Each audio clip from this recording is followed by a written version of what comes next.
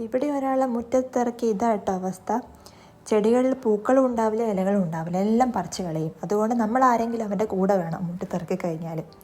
അതിനിടയിൽ ഒരു പൂമ്പാറ്റിനെ കണ്ടു കേട്ടോ. പൂമ്പാറ്റിൻ്റെ പുറകെ പോവുക അതിനെ പിടിക്കാൻ വേണ്ടിയിട്ട്. പിടിക്കാൻ കിട്ടിയില്ലെങ്കിൽ അവൻ കല്ലെടുത്തെറിയും.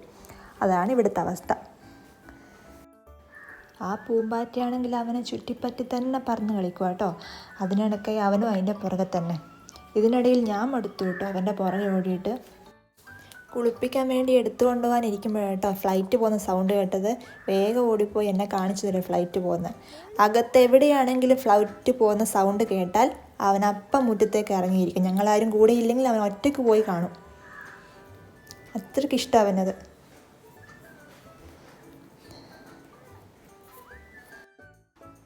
കുളിയെല്ലാം കഴിഞ്ഞ് ഞങ്ങൾ കയറി വന്നു കേട്ടോ. ഇനിയാണ് ശരിക്കുള്ള പണി.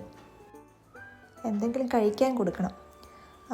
ഉച്ചയായില്ലേ, ഇനിയിപ്പോൾ ഞങ്ങൾ തിന്ന ഭക്ഷണമാണ് അവനിന് കൊടുക്കൽ. ഞങ്ങൾ ഇന്ന് ചോറിന് മത്തങ്ങ കറിയാണ് ആക്കിയത്. അപ്പം മത്തങ്ങ കറിയും ഒരു മീൻ വറുത്തും കൂട്ടിയിട്ട് അവന് ചോറ് കൊടുക്കുന്നത് കേട്ടോ.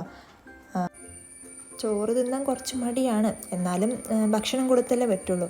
അപ്പം മത്തങ്ങ കറിയും മീൻ വറുത്തതും കൂടി കുഴച്ചിട്ട് 2-3 വായിക്ക് തിന്നു. അതിനിടയ്ക്ക് അവൻ ചൂണ്ടിക്കാണിക്കുന്നത് മീൻ വറുത്തത് മാത്രം കൊടുക്കാൻ വേണ്ട. ഞാൻ ചോറ് കൊടുത്തത് അവൻ തുപ്പിക്കളഞ്ഞു. അവന് മീൻ വറുത്തത് മാത്രം കൊടുക്കാൻ വേണ്ടിയിട്ടാണ് ഈ പറഞ്ഞുകൊണ്ടിരിക്കുന്നത്. മീൻ വറുത്തത് മാത്രം തിന്നാൽ പോരല്ലോ, കുറച്ചെങ്കിലും ചോറ് തിന്നണ്ടേ. എങ്ങനെയൊക്കെയോ പറഞ്ഞ് കുറച്ച് ചോറ് തിന്നു കേട്ടോ. ഇങ്ങനെയുള്ള സന്ദർഭങ്ങളിലൊക്കെ നമ്മളെ അമ്മമാരെക്കുറിച്ചൊന്ന് ചിന്തിച്ച് പോകുന്നതല്ലേ.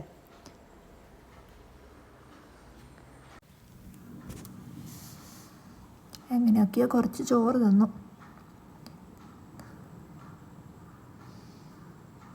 അവന് മീൻ കൊടുക്കാൻ വേണ്ടി അവൻ ഇടയ്ക്കിടയ്ക്ക് എന്നോട് പറഞ്ഞുകൊണ്ടിരിക്കുന്നത് മീൻ മാത്രം കൊടുക്കാൻ വേണ്ടി.